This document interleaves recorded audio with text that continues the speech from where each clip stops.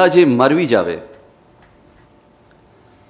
बंदा जे मर भी जावे लिखतां जिउंदियां रहिंदियां ने। बंदा जे मर भी जावे लिखतां जिउंदियां रहिंदियां ने। लिखतां जिउंदियां रहन तां बंदा भी नहीं मरता। बहुत अच्छा। दूसरी नज़्म है जी, मैं। बूहा खड़किया, मन जोर दी धड़किया, खबरे वो आ ही गया। किन्ने चिर दी उड़ीक सी, हर वेले उसका नक्शा अखियां सामने सी। वो तो इंज सी मेरे विच जिवें सावां दे नाल होवे, रगां विच लहू वांगू दौड़े। पर जदों बूहा खोलिया तो सामने मैं ही खलोता सा। बहुत अच्छा। तीसरी नज़्म है जी, लोड़ सिरनामे दी, कि टाइटल की उन्वान तलाश। कह सकते हैं आप इसको, वेटिंग फॉर टाइटल।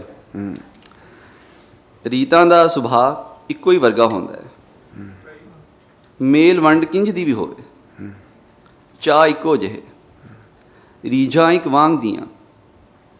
वड्डी चौधरानी फड़ा कुंजियां, वोटी नूं हवेली दा मालकन बनाया। वड्डी चौधरानी फड़ा कुंजियां, वोटी नूं हवेली दा मालकन बनाया। एवें एक झुग्गी विच तोड़े आटे दे नाल वोटी दा मान बदया गया। आखिरी नज़्म है जी, देश। अपने ही देश दे लोकां नूं, अपने ही देश दे लोकां नूं अपने देश दा आखन मगरों, अपने ही देश दे लोकां नूं अपने देश दा आखन मगरों, ना लोक अपने रहे ना देश अपना रहा। वाह वाह वाह, बहुत शुक्रिया मुदस्सिर भाई, बहुत शुक्रिया। बिलाल आगे आ जाओ। सॉरी, ये अभी मुदस्सिर बात कर रहे थे शायरों की। आप इधर। मुदस्सिर अभी बात कर रहे थे उन शायरों की जो किसी स्कूल कॉलेज में नहीं पढ़े। तो वैसे ये बिलाल बच्चे लगते हैं आपको, लेकिन ये पढ़ाते हैं और लम्ज़ में पढ़ाते हैं और बच्चों को अदब पढ़ाते हैं और लिखना। लम्ज़ में फ़ीस कितनी है आजकल बच्चों की? हमारे बच्चे भी बड़े बड़े मैं फीस लेता हूँ ना, लेकिन वैसे अंदाज़ा यार, होगा ना कुछ, कितनी बच्चे की फ़ीस आजकल कितनी? मेरा साल का साल की मेरा ख्याल है कोई 3 लाख के करीब है। 3 लाख, ठीक। तो वो 3 लाख दे के आपसे पढ़ने आते हैं। अब देखें हमारे एक दोस्त हैं, उन्होंने कहा था एक मरतबा, जब मैंने उनसे कहा था कि देखें आपने जुमला बहुत अच्छा लिखा है और ऐसा जुमला शायद पाकिस्तानी अखबारों में किसी और ने नहीं लिखा, तो वो उन्होंने बहुत अच्छी बात की। उन्होंने कहा देखें, the misfortune of my country is my Fortune. तो जो मेरी मुल्क की बदकिस्मती है वो मेरी खुशकिस्मती नहीं, है। वाकई लोगों में है वहाँ पे, चूँकि एक मतलब जाहिर है जो लोग अफोर्ड कर सकते हैं उन्हीं के बच्चे जाते हैं। तो इतना पैसा दे के लोग, वाकई उन बच्चों को अदब पढ़ाना आसान है, मुश्किल है क्या? इसमें किस तरह का एक तजुर्बा? बुनियादी बात की तस्हीह मैं ये कर दूं कि उनमें तमाम लोग ऐसे नहीं होते, और मतलब आई थिंक लम्स में तकरीबन 70% लोग जो हैं किसी ना किसी तरह की फाइनेंशियल एड पे हैं। अच्छा। और उसमें अब तकरीबन 10 से 15% ऐसे लोग हैं जो जिनको मुकम्मल फंडिंग देता है, और वो मतलब अंदरून बलूचिस्तान, अंदरून सिंध, अंदरून पंजाब सरहद, तो उनके लिए मतलब लम्स खास तौर पे कैंप्स लगाता है। नहीं चलें, ये लम्स का इश्तिहार बनता जा रहा है अब। नहीं मैं तो इसलिए मुझे भेजा गया है। आपने तर्जुमे किए हैं जी हाँ। और आप खुद लिखते हैं अंग्रेजी में शॉर्ट स्टोरीज जी। तो तर्जुमा करने का आपका एक्सपीरियंस कैसा रहा? क्यों करते हैं तर्जुमा? मतलब इब्ने सफ़ी का आपने तर्जुमा किया, उसके बाद आप मोहम्मद खालिद अख्तर साहब के नावल का आपने तर्जुमा किया, तो क्यों इंसान जो है इस तरह का काम करता है? क्यों आपने क्यों किया? मेरे नज़दीक तर्जुमा करना और लिखना करीब करीब एक जैसी ही बातें हैं। तर्जुमे में भी आप अच्छा, मैं बंद कर रहा हूँ। तर्जुमे में भी आप करीब करीब, मैं कह रहा था कि आप तकरीबन अक्सर वही काम कर रहे होते हैं जो आप लिखने में कर रहे हैं, उसी किस्म की आपके पास चॉइसेस होती हैं। मेरा ख्याल है हर अच्छा तर्जुमा करने वाला का ये पहले फ़ैसला करता है कि उसके लिए प्राइमरी एलिमेंट्स क्या हैं उसके तर्जुमे में, उसके जो जिस चीज़ का वो तर्जुमा कर रहा है। तो मेरे नज़दीक कम से कम मैंने अभी तक जितने 2-4 चीज़ों का तर्जुमा किया है, उनमें मेरे लिए नज़दीक सबसे अहम चीज़ जो वो है वॉइस, आवाज़ जो है, जो राइटर, जो नैरेटर की आवाज़ है, तो मेरे नज़दीक वो सबसे आम चीज़ है। तो वो बुनियादी चीज़ को मैं रख के फिर दूसरी चीज़ें जो कॉम्प्रोमाइज़ हैं उसके इर्द गिर्द होते हैं मेरे लिए। तो मेरे नज़दीक दोनों काम काफ़ी एक जितने ही मुश्किल भी हैं और तकरीबन एक जितने मज़ा भी दोनों में एक उतना ही आता है। तो आप क्या क्या सुनाएंगे आप हमें? मैं ये अंग्रेज़ी की कहानी है, गो कि अभी ये फ़ैसला मेरा ख्याल है इस पे अभी तक तय्युन नहीं हुआ है कि अंग्रेज़ी पाकिस्तान की ज़बान है या नहीं है। इलाकाई ज़ुबान है जैसे इलाकाई ज़बान है लेकिन चूँकि मुझे बुला लिया गया है यहाँ पे और मैं अंग्रेज़ी में ही लिखता हूँ, तो मैं आपको एक छोटा सा इसका इक़्तिबास पढ़ के सुना देता हूँ। ये कहानी मेरी एक पाकिस्तानी जर्नल है लाइफ्स टू शॉर्ट, उसमें छपी थी और मैं इसको आपको पहला पेज जो है वो मैं आपको पढ़ के सुना देता हूँ। कहानी का नाम है to live. I was sweating inside my mother's car in that freak lane, saying to myself, come on, while glancing in my rear view mirror, searching for a female figure to hurry along in my direction. All I saw was a man of densely hirsute armpits, uncomfortably seated on a chair too small for his awesome behind, and poking a scratching stick in the back of his vest. Right opposite to him, a little leftover fire nibbled at the heap of burned garbage, excreting a rancid smell I knew well from memory. It had been 3 minutes now, and nothing had emerged from the corner of the lane. I hated every second of it. I tightly clasped the ignition key. You had to be prepared when waiting for a girl you've never really met before. I was in an old, clunky Suzuki FX, matchbox of a car, but I could have been off with it in less than 3 seconds, and on a bet, out of the lane in the next 5, pedestrians and the incoming traffic notwithstanding. The car, if you want to call it that, was impossible to accelerate, but I had mastered that art as well. If you simply floored the gas pedal, no matter your timing with gears and all, it steadied out at around 58 kilometers per hour mark, often dwindling to 55. I knew how to jack it up to 77 type and keep it there. All this was beyond my mother's maddest dream, of course, this car being her lifeline. She had put her 4 years' savings into this. She treated it like her ring dove. I thought it my fighting dog. I wasn't allowed to touch this car, except in extraordinary circumstances.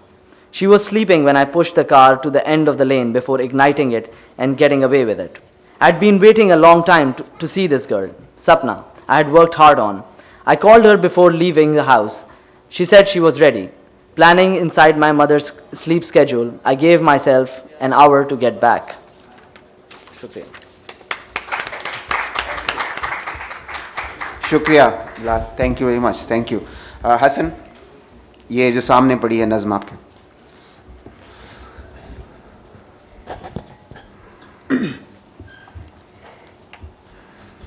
आंख परिंदा नींद परों पर, आंख परिंदा नींद परों पर जीवन दूर उड़ावे, आंख परिंदा नींद परों पर जीवन दूर उड़ावे, तेरे गांव में सांप है सोया जोगी बीन बजावे, वाह वाह वाह, तू आवे ना आवे साजन जोगी बीन बजावे, तू आवे ना आवे साजन जोगी बीन बजावे, दूर सुलगती लकड़ी संदल खुशबू चैन चुरावे, दूर सुलगती लकड़ी संदल खुशबू चैन चुरावे, कुएं पास खड़ी एक नारी पैया पानी पावे, तू आवे न आवे प्रीतम जोगी बीन बजावे, तू आवे न आवे गौतम जोगी बीन बजावे, चंद्रमा को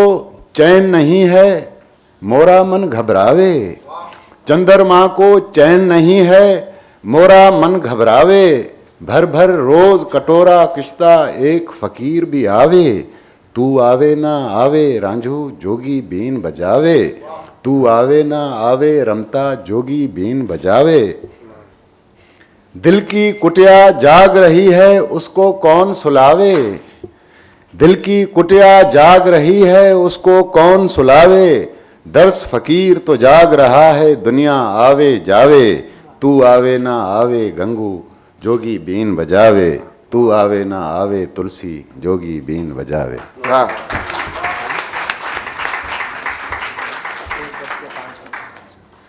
आप लोगों में से कोई इनमें से किसी तरह की कोई बात पूछना चाहता हूँ, प्लीज़। हसन दर्द साहब से सवाल है। जी। ये जो जिस ज़बान में आपने अभी नज़म पेश की, इसे क्या आप पूर्वी कहेंगे, ब्रज कहेंगे, क्या कहेंगे? और इस ज़बान की अब पाकिस्तान में शुरू में तो कई गाने और गीत वगैरह लिखे जा रहे थे कि वहाँ से लोग आए थे, लेकिन अब क्योंकि गाँव का वो ताल्लुक़ टूट गया है, वो जो है सरज़मीन पार ही वो गाँव हैं जिसमें से ये ज़बान है, तो क्या फ्यूचर आप देखते हैं और कितना मुश्किल है इस ज़बान में अब लिखना? मेरे ख्याल में ये जो पूर्वी या राजस्थानी जो टच है इसको, तो सिंधी के साथ खुसूसन थरवाला जो इलाका है, तो ये ज़बान वहाँ राइज है, तो ज़्यादा मज़ेदार भी होती है और आप अपना जो अंदर का इजहार है या जिस तरह की ज़मीन है हमारी शायरी की या सिंध की या जो गाँव का जो माहौल है, तो उसमें ये ज़्यादा खूबसूरत लगती है। और सवाल जी? कि आप पंजाब से ताल्लुक़ रखते हैं, तो आपने अपनी कौमी ज़बान में शायरी क्यों नहीं सुनाई हमें? या आप फेस को परसू करेंगे, उसने भी अपनी कौमी ज़बान को कभी अहमियत नहीं दी थी। असल में मैं आपसे एक अपना इंट्रोडक्शन सही तरीके से करवा दूँ। जी जी। पंजाब में मेरे बुज़ुर्ग आए 1947 में। 1947 से पहले 20 साल रहे फ़िरोज़पुर, और उससे पहले फैज़ाबाद के थे, लखनऊ के साथ। अच्छा, अब ये है कि पंजाबी मैं पढ़ भी अच्छे तरीके से लेता हूँ और उसको समझ भी लेता हूँ, बल्कि तमाम क्लासिक शोरा जो हैं वो मैंने, और मेरी वालदा भी पंजाबी है। लेकिन ये बचपन ही से मैंने चूँकि उर्दू नसर को पढ़ा, क्लासिक उर्दू को पढ़ा, तो वो मुझे मेरे अंदर जो था उर्दू में लिखने का, मैं समझता था कि मैं बड़ी रवानी से लिख सकता हूँ। तो अब ये या तो रुझान नहीं रहा पंजाबी में लिखने का मेरा, या फिर मैं आसानी महसूस करता हूँ उर्दू में, और मुझे ज़बानों से कोई तासुब नहीं है। मैं उर्दू को भी उतना ही अजीज़ समझता हूँ जितना मैं अपनी पंजाबी को समझता हूँ। और ये मेरे ख़्याल में मैं समझता हूँ कि जिसमें मैं अच्छे तरीके से अपना फ़न को या जमालियात फ़न की है वो बेहतर तरीके से सामने ला सकूँ, मुझे उसी में लिखना चाहिए, चाहे वो इंग्लिश ही क्यों ना हो। तो उर्दू में मैं बेहतर लिख सकता हूँ, इसलिए मैंने उर्दू में। मुदस्सिर साहब, आपका इस बारे में क्या ख्याल? थोड़ा सा मैं अमेंड करना चाहूँगा कि वर्ड कौमी ज़ुबान नहीं इसको हम कहेंगे, इसको हम कहेंगे माँ बोली, मदर लैंग्वेज। और मदर लैंग्वेज जो होती है आप इनहेरिट करते हैं, हज़ारों सालों से आपके अंदर होती है। और जो कौमी ज़बान होती है वो आपकी सरकार की बताई हुई कि भैया हमने ये सारी करनी है। तो रही ज़बानों के इस्तेमाल की बात, तो एक्सप्रेशन जो आपने देना है, जितना अच्छा आप जिस ज़बान में दे सकते हैं आप वो दीजिए, और जितना आप ज़बान को बेहतरीन तरीके से इस्तेमाल कर सकते हैं वो करें। माँ बोली में थोड़ा सा एडवांटेज ये होता है कि आपको किसी से सीखनी नहीं पड़ती, किसी स्कूल कॉलेज में जाना नहीं पड़ता, वो आपको अपने घर से मिल जाती है। जो लोग सिंध में हैं उनको सिंधी सीखने के लिए किसी स्कूल कॉलेज में जाने की ज़रूरत नहीं है। जो लोग पश्तो में, बलोची में हैं, उनके घर में है ये, उनके घर में ये विजडम हज़ारों सालों से चलता आ रहा है। बिटाई समझने के लिए किसी स्कूल जाने की ज़रूरत नहीं है आपको, सचल समझने की ज़रूरत नहीं है। हम लोगों को ज़रूरत है, हम नहीं सिंधी को जानते, सचल को समझने के लिए ज़रूरत है हमें। इस तरह जो लोग पंजाबी को नहीं जानते उनको थोड़ी सी ज़रूरत है कि वो किस तरीके से बुल्ले शाह को, वारिस शाह को, बाबा फरीद को अंडरस्टैंड करेंगे। तो ज़बानें जो हैं उनका मेरा ख्याल यही है कि आप जिसमें अपना एक्सप्रेशन बेहतरीन तरीके से दे सकें वही ज़बान आप इस्तेमाल करें। अतिया, आप दोनों ज़ुबानों में लिखती हैं, सिंधी में, उर्दू में, तो आप कैसे फ़ैसला करती हैं कि कौन सी चीज़ सिंधी में लिखेंगी, कौन सी? मुझे जब ये मालूम होता है कि मैं किसके लिए लिख रही हूँ, कौन मुझे किसी ने कहा है, तो मैं उसको उर्दू में ही लिखती हूँ। ज़ाहिर है अगर मुझे किसी ने कहा कि सिंधी में आर्टिकल लिखो तो मैं सिंधी में लिखूँगी, उर्दू में कहा तो उर्दू में। और ऑटोबायोग्राफी मैंने इसलिए उर्दू में रखी कि मेरा जो अब हल्का अहबाब है या मेरे जो दोस्त हैं वो मुझे उर्दू में समझ रहे थे, तो मैंने उसको उर्दू में कहा। हाँ, ये एक चीज़ है जिसका मैं एतराफ़ करती हूँ कि मैं शायरी सिर्फ सिंधी में करती हूँ, फिर उसको तर्जमा करती हूँ। शायरी हालांकि उर्दू मेरी ठीक है, बेहतर है, मगर मैं शायरी नहीं कर सकती। सिंधी में करके फिर उसका तर्जमा करती हूँ फ़ौरन। सही सही, ठीक। नातिक साहब जी, सॉरी, आप एक सवाल पूछ लें, उसके बाद नातिक एक हमें नज़्म सुनाएंगे। अतिया, ज़रा इस बात को आप हमें समझाएं कि आप कहती हैं कि आप अपनी शायरी जो है वो सिंधी में करती हैं, क्यों करती हैं? जब आप कहती हैं कि मुझे उर्दू पर दस्तरस है, और मेरे ख्याल के मुताबिक कि सिंधी पढ़ने वाला हल्का जो है महदूद है, फिर आप क्यों अपनी जो है शायरी सिंधी में? नहीं, देखिए असल बात ये थी कि शायरी बहुत मैं मानती हूँ कि शायरी एक बहुत ही ज़्यादा ज़ाती चीज़ होती है, बहुत ज़्यादा अंदर से और दिल से जुड़ी हुई होती है, और जो मुझे अपनी ज़बान से में जितनी मेरी पहुँच है या जितनी मेरी उस पे दस्तरस है, मैं नहीं उर्दू पे कोई इतना कर सकती हूँ। उर्दू मेरे लिए ज़्यादातर राब्ते की ज़बान है, कि मेरा राब्ता किन लोगों के साथ हो रहा है, तो इस वजह से शायरी एक बहुत ही ज़्यादा इंतहाई पर्सनल मैं समझती हूँ, और उसका कोई मुकाबला नहीं है। और दूसरी बात ये थी कि मैंने उर्दू किताबें इस वजह से लिखी कि मैं चीज़ फैलाना चाह रही थी, आगे बढ़ना चाह रही थी। सिंधी में जो है शायरी सिंधी में भी अगर मेरी होती तो मेरा नहीं ख्याल कि काफ़ी लोगों ने पढ़ी हुई होती। मेरी शायरी अंग्रेज़ी में तर्जमा हुई, उर्दू में तर्जमा हुई, तभी मुझे लोगों ने जाना और किया। मुझे एक अभी मैंने इसी तरह का सवाल किसी से पूछा, एक घर में एक बच्चों से मैं कुछ बात कर रहा था, तो उनके घर में 3 ज़ुबानें जो हैं, बाज़ जगहों में लोग इस सिचुएशन में फंस जाते हैं कि घर में जो है वो 2 से भी ज़्यादा ज़ुबानें बोली जा रही।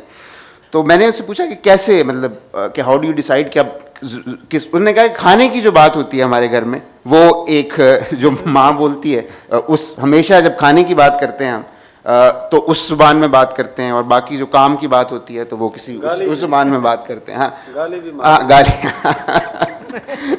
जी, एक सवाल, हाँ जी बताइए।